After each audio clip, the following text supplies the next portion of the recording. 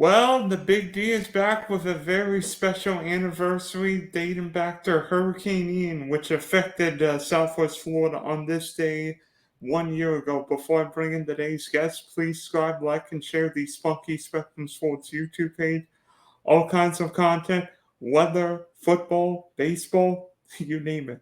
Also, check out the Big D podcast for the audio listeners, Spotify, and Apple. So joining us, whether we're talking Florida Gator football, Boston Red Sox baseball, or one of Jimmy Buffett's greatest hits. I've been trying to get this guy on for 3 years. Finally got him today. Ted Fitzgeorge, Boston Red Sox public address announcer. By the way, if you go to the game at JetBlue Park, you can hear the Dylan approved Dippin' Dots. So, Ted, weather is a lot better than it was on this day 1 year ago, right? Dylan, it absolutely is. And I am thrilled. For 3 years, I know you've been asking me to come and do this with you, and my apologies for taking this long to getting around to it, but this seemed like a perfect opportunity to talk about what we went through at this time last year, the events leading up to it, and the events that followed.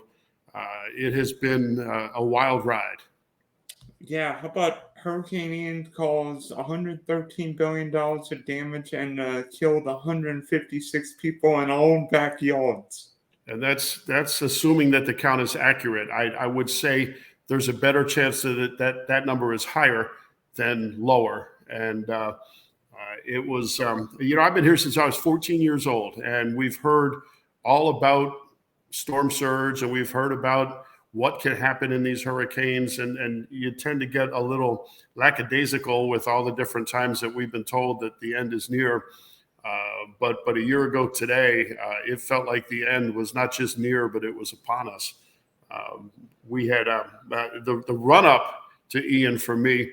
We had spent 10 days in a mountain cabin up in North Georgia, the mountains of North Georgia. And that last weekend, we had gone up to Knoxville, Tennessee for the Florida-Tennessee football game. And on Sunday, we drove back to Gainesville, stayed Sunday in Gainesville, went to Spurrier's restaurant, his Spurrier's Bar and Grill, for dinner on Sunday night, got in the car on Monday, took our time coming home, made a couple of different stops on the way, got back to our house probably about 7:30, 8 o'clock on Monday evening. Woke up Tuesday morning. Of course, it was all over the news what was coming, and we debated, do we put the storm shutters up? Do we not put the storm shutters up? I'm lazy, so my first thought, of course, was we don't need the storm shutters, but I'm also married to a very wise woman who said we need to go put our storm shutters up. So we spent Tuesday, the two of us outside putting up our old-fashioned metal storm shutters all around the house that we've been in for about 3 years. And the next morning we sat down and waited for the storm to hit. And boy, hit it did. Our canal in the backyard rose and continued to rise. Water came under the shutters, through the doors. From across the street, the canal and the street flooded, and the water came in from the front. And ultimately, we wound up with about a foot of water in our garage and 8 inches through the entire house. Which put us out of our house for about 7 months, and we'll talk about that as the hour goes on. But it's something I really don't want to go through again. I know my wife Kathleen does not want to go through it again. Every time it rains, she's ready for me to put a for sale sign in the front yard, and so we'll see what happens. You guys were high and dry. You stayed safe, right, over at your place? Yeah, we'll weigh in and we'll east of 75, and be honest with you, I'm glad we're east of 75 because it seemed like everybody west of US 41 was flooded. Everybody took hits. The coastal communities, Fort Myers Beach, Sanibel, and Captiva, on up actually into Punta Gorda and Charlotte Harbor and down into Naples. They still haven't completely recovered, but there were some amazing things that happened as well. I love the way the people in this community come together and help each other. Everybody was facing the same things, and you still saw people rolling up their sleeves and helping their neighbors and helping their friends and their family members. It was a complete difference than what you've seen on the national news when other places get hit. and they put people up in, well, like the Superdome during Katrina, and there were people that were murdered there and whatnot. And here it just seemed like it brought out the best in people. Sometimes the worst of times will do that. 9/11 was that type of a thing. And I would imagine back in 1941, Pearl Harbor was that type of thing. So we are very hopeful that they tell us it was a once every 500-year storm. We hope they are correct. I like to think that was our turn in the barrel. And I don't know that we're going to have to get back into that barrel, at least not in my lifetime. I hope not anyway. So.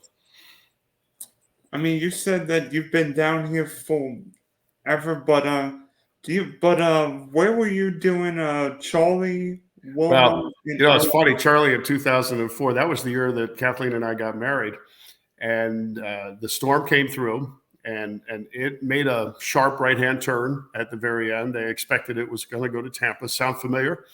And it turned inward and hit us.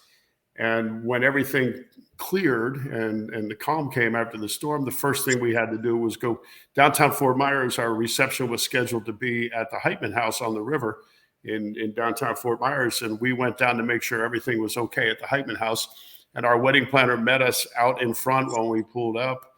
And she said, "Don't worry, everything is going to be fine." And I looked and I saw this big, huge 40-foot palm tree through the roof of the entry of the Heitman House. And she said, "We've got plenty of time. That will all be taken care of." And God bless her, it was. And our reception turned out to be the party of the year. So yeah, we were here for Charlie. I was here for Andrew. Drove through Homestead. It was probably a good 2.5 years after Andrew. And Homestead still looked like a bomb had just gone off.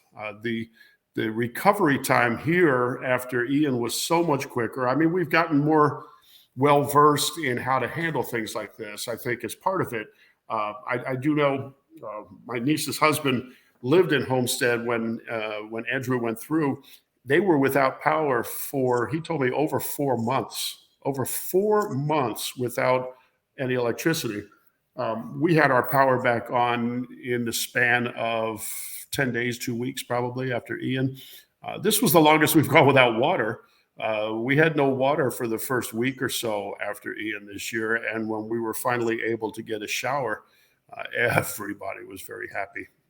Some happier than others. The people that had to smell me were like, "Oh, thank God you finally got a shower." But we had a friend who got their water back first and gave us the code to their front door, and we all took turns wandering into their house and taking showers. I spent 2 weeks because I had a generator, but our house was uninhabitable. So the generator didn't do me any good. We had no power. My father-in-law is in an assisted living facility. We spent the first 2 weeks in the assisted living facility. They had generator power for their lobby area, their dining room, things like that. So they had lights.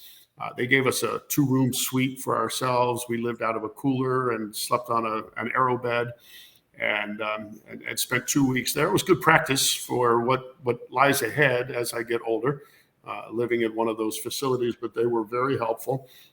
And then after 2 weeks, when everybody had their power back on, we got a call from a friend. "Why don't you come on over?" The people that we vacation with said, "Stay with us until you're ready to get back into your house." We got over to their house. Good time. I mean, we travel together all the time. We know we can live together. We know we get along. But I got a text message from their next door neighbor about a week to 10 days after we had moved in there. And he said, "Look, I'm up in Michigan. My house is right next door. It's empty. Why don't you just go stay there?" And it was 5 bedrooms, 5 baths, 5,000 square feet on the river, pool, jacuzzi. I called him the next day. I said, "Really bad news, Bob." He said, "What's that?" I said, "It's going to be 5 years before my house is ready to go." So we had a little bit of survivor's guilt. We had a really nice place to stay. Bob came down towards the end of the year, and he said, "You stay as long as you need to stay." And the three of us lived in the house together. And while we continued to renovate, remodel, and get our house ready to inhabit once again. And in fact, I was doing that in March because I was coming back and forth to JetBlue Park from Bob's house. And we finally, towards the end of April, were able to get back into our house. And what we knew was going to happen happened. We now feel like we've got a brand new home. We've got all new cabinets. We've got new appliances. We took out walls. We put new floors in. It's just what we wanted to do. It's just not the way we wanted to do it. But we're happy to have that behind us and be enjoying our house. But like I said, every time it rains, I have to worry about whether or not I'm going to have to put a for sale sign in my front yard. So, how high is your house? well, if our house had been 9 feet of elevation, we would have been fine. Our house is 8 feet, elevated at 8 feet. So our elevation is 8 feet. That would explain the foot of water in the garage and the 8 inches in the rest of the house. When the house was built, the builder offered the original owner of the house to raise it to 9 feet, but it would have been an extra $1,000 to do that. And the owner decided, well, there's never been any storm surge. We're in good shape. We'll just leave it at 8 feet and pocket that $1,000. Well, that $1,000 would have been well spent the way things happened on September 28th of last year. You've been here long enough. You know what storm surge, particularly on the Gulf side, does, because we've got the shallow continental shelf, and it seems like with storms, water can come through and just keep coming up. Remember what Katrina did in Louisiana and Mississippi, Hurricane Michael devastating Mexico Beach. But it feels like Gulf storms produce more storm surge than storms on the East Coast. Well, part of that could be because we're on the Gulf side and it just feels that way. You'd have a hard time explaining that to people that have lived through it in Fort Lauderdale and up the Florida coast. I remember Hurricane Donna back in the 60s and whatnot. So, like I said, if it's your turn of the barrel, you realize just exactly how helpless we are against Mother Nature. And it's another reason why I chuckle when people think they're going to control the climate. It's like, okay, you can't figure out how to get my gasoline back down to $2.30 a gallon, but you're going to make the temperature of the earth drop by 2 degrees. Exactly. Explain that to me. But we won't talk politics here, but it does make me chuckle. It's they can't do the simplest things, but they want us to believe that they're going to be able to do the most incredible things that you've ever heard of. Where's Thomas Edison when you need him? Oh, Henry Ford, right? Well, Henry Ford. So I'm looking forward to now that things are back to normal. And you and I know each other from doing Red Sox games, and that's sort of my side hustle. It's a lot of fun. I don't get rich doing it. None of us do up in that control room. I like to say that with my season tickets that I buy from the Red Sox, I probably give them as much money as they pay me every year. But we are looking forward to another great spring training up ahead. This will be my 13th year. How many years for you? 6. 6? God, it just feels like you've been there every step of the way with me. And Dylan talked about Dippin' Dots. One of my reads in every game is for Dippin' Dots. My friend Scott Fisher recently sold that company and put $20 million in his pocket. He needs to be a better friend. But Dylan loves his Dippin' Dots, and I have changed my read to let everyone in the stands know that Dippin' Dots are Dylan approved, and that was his reference to Dylan approved Dippin' Dots. I'm surprised you don't have like a Dippin' Dot sign behind you as a sponsor for Big D Sports. I need to have one, but it's funny story. You mentioned Hurricane Andrew. I was 6 weeks old when Andrew came through. We were in Naples, and my mom says that Andrew was the first time I made it through the night. So you slept right through it. Maybe it was just a change in air pressure, but the white noise from the rain and the storm, yeah. But if Andrew would have gone 20 miles north, the storm would have gone through Naples, and we would have been in like not a Cat 5, but maybe like a Cat 3 with 120, 130 mile an hour winds. And those houses. That came across from the east, right? Yeah, the storm. That storm was going east to west, so it came out of the Atlantic, crossed through Homestead, and then came across over here. So it had, and the thing about, usually when a storm gets over land, it loses a lot of its intensity because the land sucks the power out of the storm. But that's not really the case in South Florida, because as it goes over Florida, there's no shortage of water. As it skirts across Everglades. as it skirts across the Everglades, if it were a mountain there, it would break the storm up. It's just more water, and that water is just as warm as the Gulf and the Atlantic, and so I suspect that kept Andrew just as strong as it was, pretty close to what it was when it touched down in Homestead. So Plus, it's not like Florida goes on and on forever. I mean, you can get from Estero to Miami in a couple hours, depending right, on traffic. or the weight of your foot on the accelerator.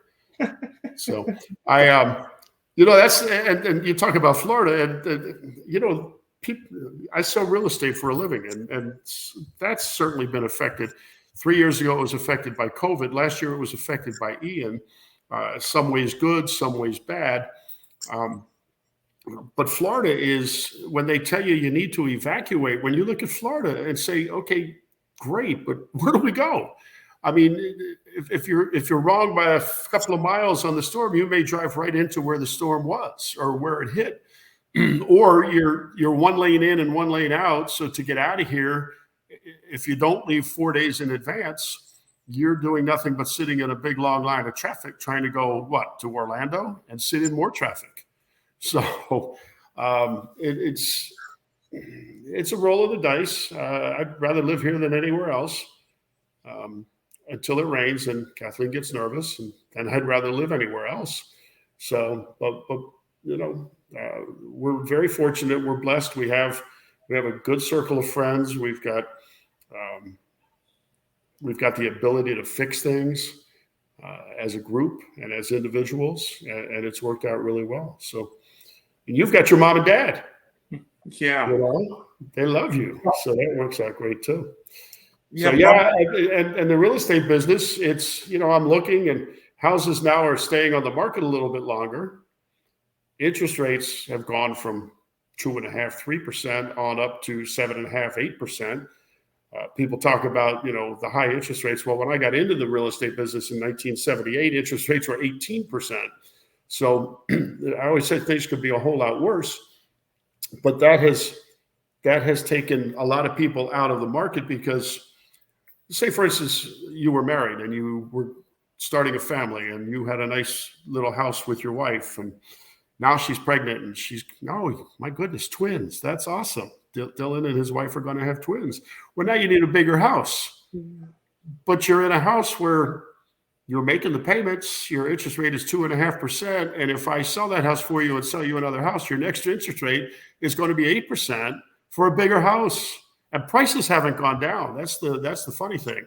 Inventory has increased. Time on the market has increased. Part of the reason for that is because people are still of a mindset that their house is worth what it was 2 years ago. And so we're seeing it's a learning curve, and we're seeing things in a different light. And it's always something. I mean, it's very fluid, and you've got to be able to move with the market. But that's why I keep buying Powerball tickets. Nobody won on Monday night, so I'm hoping that the next drawing is mine. I always hope that when I buy tickets. And I'll take good care of all the people in the control room when I win. Don't you worry about it. So you looking forward to spring training? Yep. See some baseball, because it seems weird this year. Like, all the good teams are struggling, like the Red Sox, Yankees, Cardinals, Padres. Kind of let us down. I think the Red Sox had a better year than any of us thought we were going to have when we broke camp back in late March. They gave it a good run. They had a lot of injuries. Pitching staff was decimated. Your boy from FGCU, Chris Sale, just can't seem to stay healthy. But for the most part, up until the last month of the season or so, they were in the hunt for, at least a wild card spot. And that might be a little better than I thought we were going to do when we broke camp. But now some changes in the front office again, and so we'll see what direction we go. But I do think Mr. Bloom has left the farm system in good shape from everything I can see. some good young talent on the way up.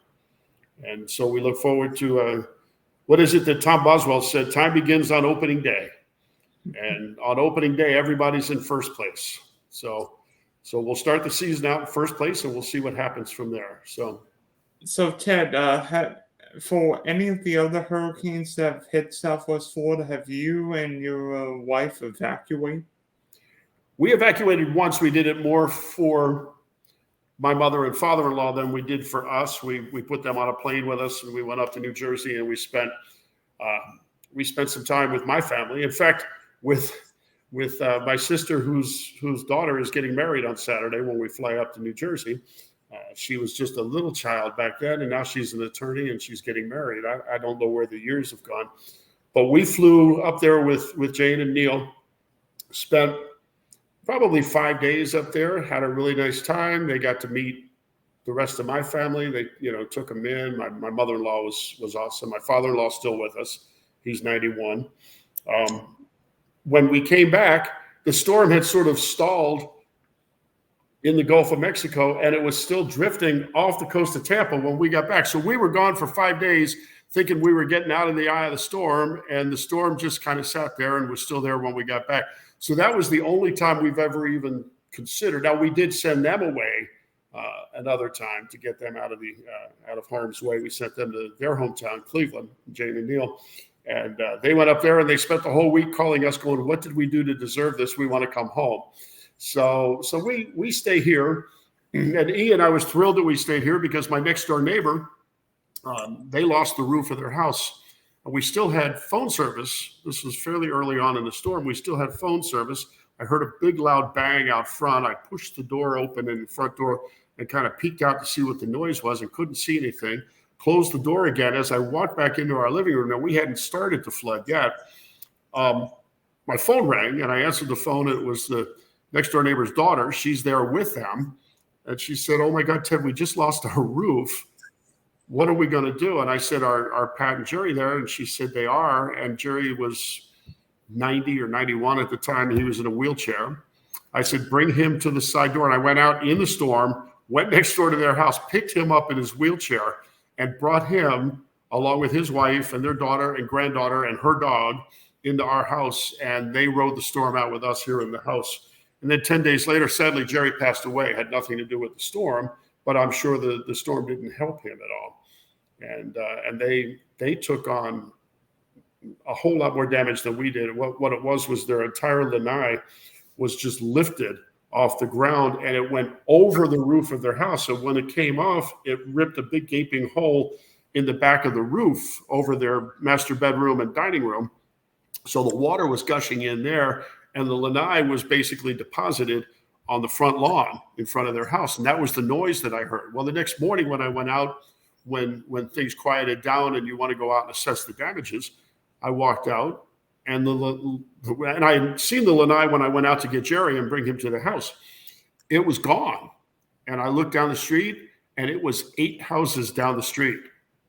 Everything from the line, it was almost still in one piece. And it just, I assumed, floated 7 or 8 houses down. And I walked back in. I said, well, the bad news is the lanai is gone. The good news is it's not your problem anymore. It's somebody else's problem down the end of the street. So, I mean, it just, we went down. I still haven't been to Fort Myers Beach. We went by boat one day and we pulled up to Snug Harbor and we had a nice lunch and a few drinks and then we left. They still don't need looky-loos, but they are, starting to open things back up. The restaurants are back open. The fact that they rebuilt that bridge to Sanibel, what was it, in 6 days? That was pretty stunning. That was another example of how well we handle things like that here in Southwest Florida. They were able to get power trucks over to Sanibel and Captiva and get their power back up a whole lot more quickly than had they had to wait 4 months before they could rebuild that bridge. 6 days. They had a bridge that was sufficient for big trucks to go over it and get onto the island and start helping people. They used ferry boats to get people off the island that had stayed out there. So no, I don't want to do it again. It's quite an experience, but I'm ready for life to be normal. Whatever passes for normal these days. Yeah, did you guys even consider leaving Foyina? Were you going to stay no matter what? The only thing we considered doing was going and staying because they had offered us a place prior to the storm in the assisted living facility where Kathleen's dad lives, and we were going to do that just to get off the water because it's not on the water. It's 4 miles inland from here. Although in Cape Coral, you're always near water somewhere. But where he is, he's on dry land and it's fresh water nearby. So the chances of them flooding were a whole lot less likely than they were here. We were going to do that, and if you remember, at one point they said it looks like the storm is going to go and hit up north in Tampa, Clearwater, St. Pete.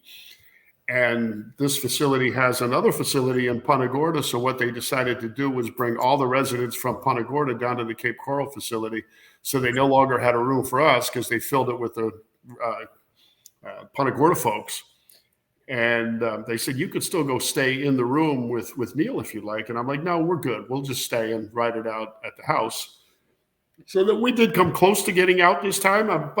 Again, it worked out for the best because I don't know what my neighbors would have done if I hadn't been here to go over and gotten them at least to the safety that was our house. We got wet, but we got wet from water coming up, not from water coming down. So we had a whole lot less water than they did. So, but I suspect if there's any inkling that we're going to get hit again, we'll be leaving, or I'll be staying here by myself. So. Because I can guarantee you Kathleen is leaving.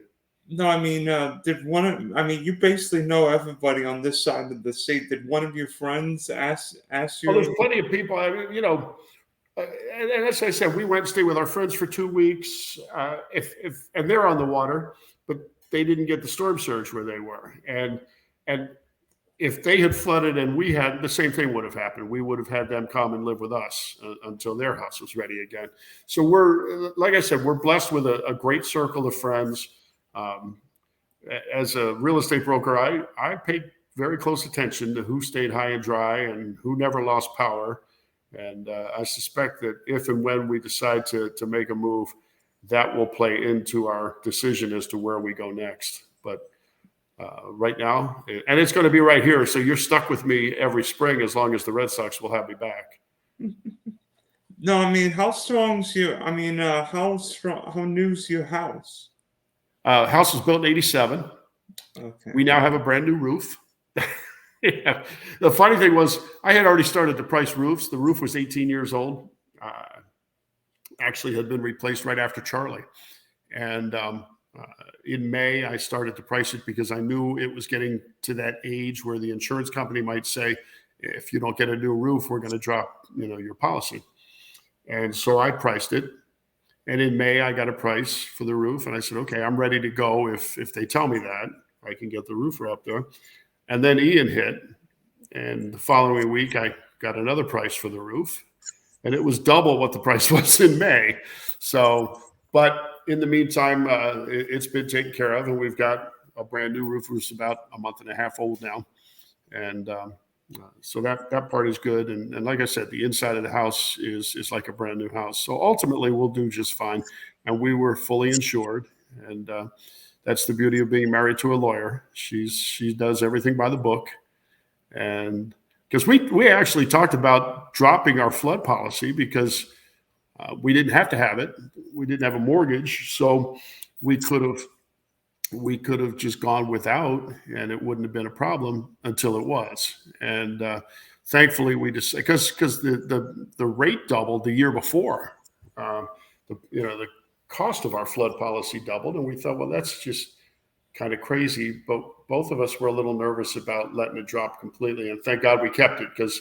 Most of what we recovered from our flood policy as opposed to our homeowners policy. So, do you imagine a worse hurricane than Ian ever hitting Southwest Florida? Well, it can't be too much worse. I mean, this was pretty damn close to a Cat 5, and in some measurement, it was a Cat 5. So, if there's one out there that's going to be worse, I will definitely be at the Schmittler household. Oh no. And hey, I'll bring Dippin' Dots. And you know, your mom always likes it when I come by, so that's okay. Hey, at least we're way inland. That's right. That's right. But you know what? Houses in Lehigh flooded in Ian, and the name Lehigh Acres, Lehigh got its name because it is the highest point in Lee County. That's where Lehigh comes from, Lehigh, and they flooded. I've got friends out there that got a foot, 2 feet of water. I've got other friends that the water went right up to the top of their house. I've got friends that were on the front page of the news press a week or two later. They had written a story about them. They actually crawled through their kitchen window to get out of their house and tethered themselves to the front porch. And somebody came by in a boat, not on the canal, but on the street. He had his boat out on the street and came by in the boat and rescued them from in front of their house. And it just, like I said, it's not anything we want to do again. That's for sure. Did you hear about the I think it was like $1.5 million either McLaren or Corvette that was flooded? Yeah. See, that's why I'm happy I'm poor. So, money just causes a whole new set of problems. I mean, but why do you think people on Fort Myers, especially on Fort Myers Beach, Sanibel, Captiva, didn't evacuate? Because I mean, were they thinking the storm was going to hit Tampa, even though Well, the storm like I changed? said, if you've been here as long as I've been here since 1971. You never saw storm surge. And again, if you don't decide to go until the day before, where do you go? They're telling you it's going to hit in the Tampa, St. Pete, Clearwater area, so you're not going to go there. You're going to drive across the state. I mean, we're on a peninsula. We're kind of stuck, and sometimes I think, you know, I'm not a psychologist or a psychiatrist, but I think people feel safe in their own home. You know, it's okay. We can go somewhere else, but then also, what happens to our house? What happens if we go? Say we had stayed in the mountains in North Georgia and said, "Oh, we're just going to stay here until the storm goes through." Then we would have been like, "Well, I wonder how our house is." And by the time we got down here, because I had my house dried out within 48 hours. You know, I had the water sucked out. I had the fans going. Because if you don't, you've got a whole new set of problems with mold. Mildew?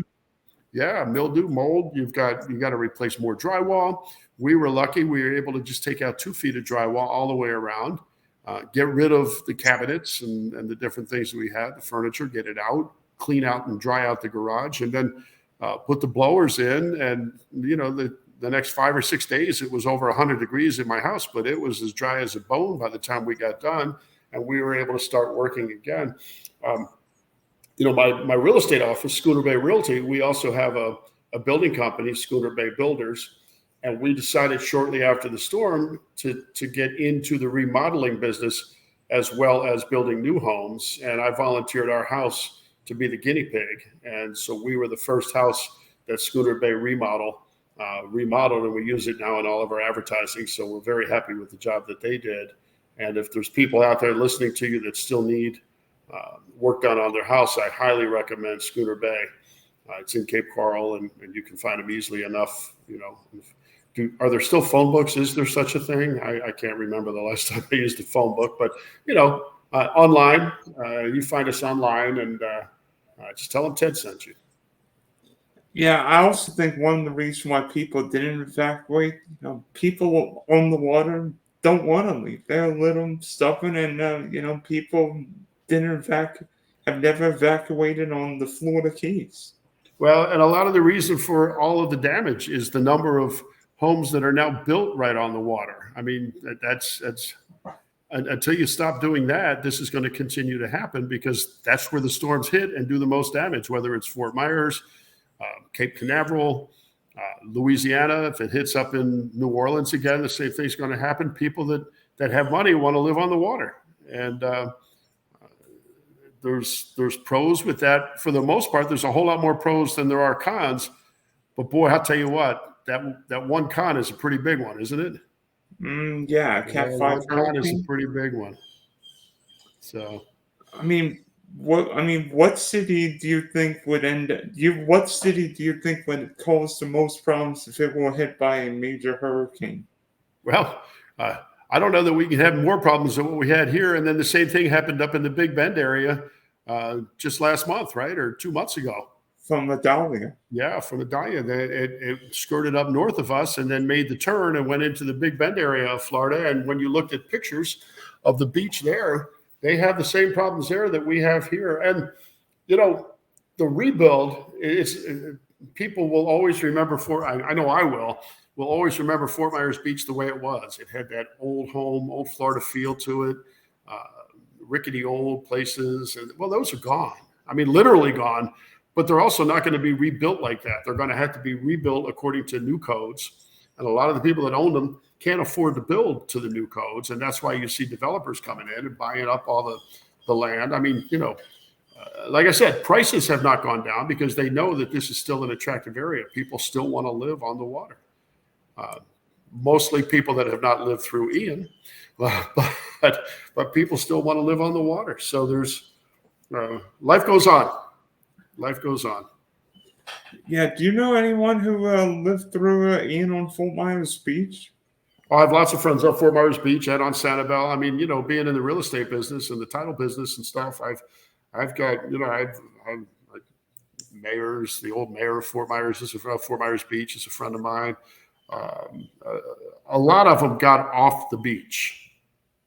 A lot of them got off the beach. I mean, when you're on one of the barrier islands, you tend to know what can happen more so. We don't feel like a barrier island here in Cape Coral. We know we're on the water. We know that it could happen, but it had never happened before. So, but yeah, I'm sure you've got friends too. And I made calls when we got phone service back to check on certain people that I knew were in low-lying or waterfront areas that I worried about, or older folks that might not have been able to do whatever needed to be done to get it done. I know it's hard for you to believe, but I'm one of those older folks.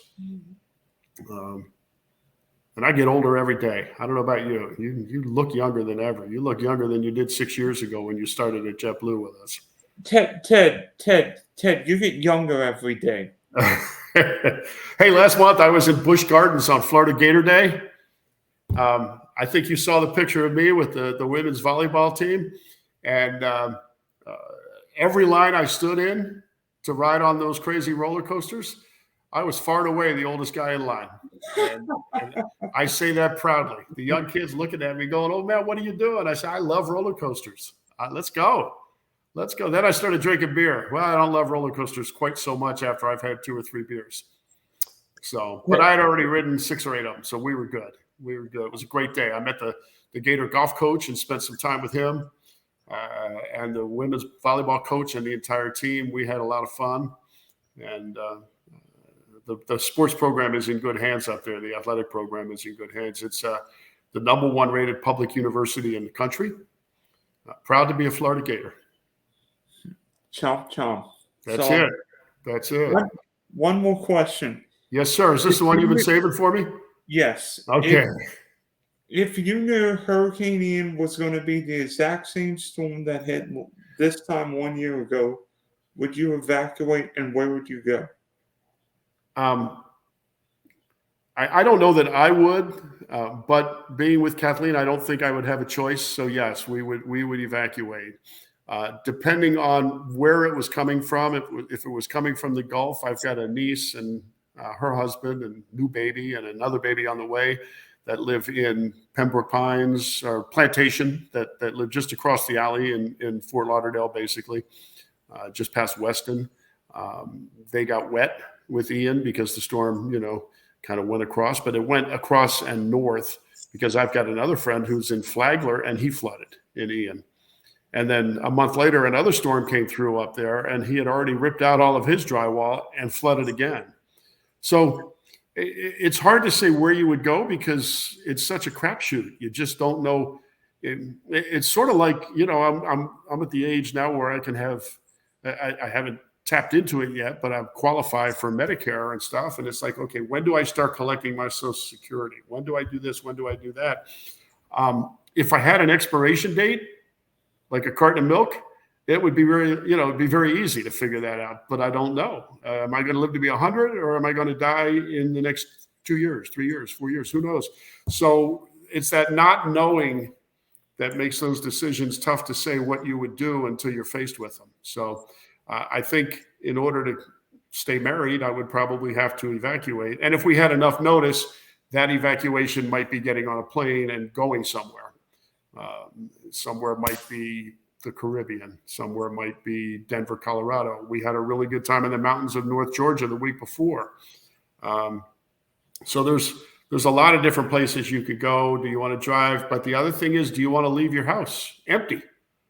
And count on somebody else to check on things when all is said and done. So we're hopeful and prayerful that last year was our time in the barrel, like I said, and we don't want to be back in that barrel anytime soon. I mean, the one good thing about being inland is you don't have to evacuate for a storm. Right.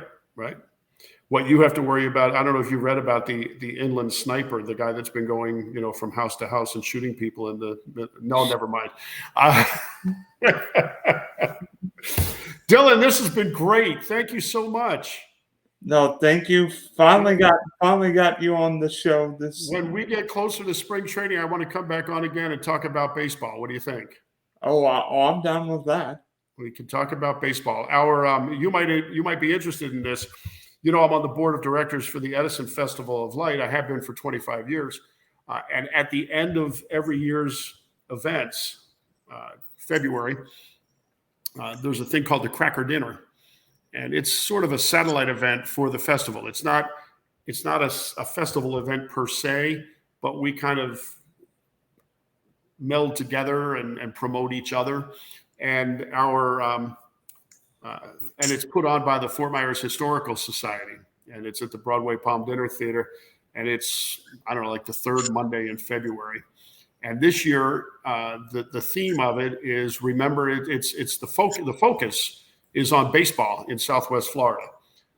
All the different teams that have been here for spring training. We're hoping to get Connie Mack to come out and be a featured speaker. I'm going to be the master of ceremonies. Glenn Miller is very involved, who was a great sports writer for the news press for years. We're looking at hopefully bringing in some guys that have played spring training here. I've got connections with a couple of them, and I'd like to get a couple of them here and have them be a part of it. And you and I will be back together between now and then, and it might be something you might be interested in bringing 2 or 3 of your girlfriends with you and enjoying a nice night at the Broadway Palm Dinner Theater and all things old school. Because, and we're sort of getting ahead now, but it's not just the Red Sox and the Twins. When you talk about spring training in Fort Myers in Southwest Florida, it's the Philadelphia Athletics. It's the Pittsburgh Pirates. Roberto Clemente played at Terry Park. Then there were the Sun Sox, the over 40 league that played here. And we've had, baseball here has been great. I played in a game one time against, they were called the Hollywood Cover Girls, and it was a traveling softball team of Hollywood Cover Girls, and we got to play baseball against. I'll show you pictures sometime. I was young and handsome, kind of like you. What position were you? I played shortstop. And turning a double play took on an entirely new meaning that night. And I think that's a good place to leave it. What do you think? Yeah, so thanks for hopping on, Ted. We wish you all the best, and hopefully we go another 100 years without seeing another hurricane. Because your lips to God's ears. Tell your mom and dad we said hello. We'll talk to you soon.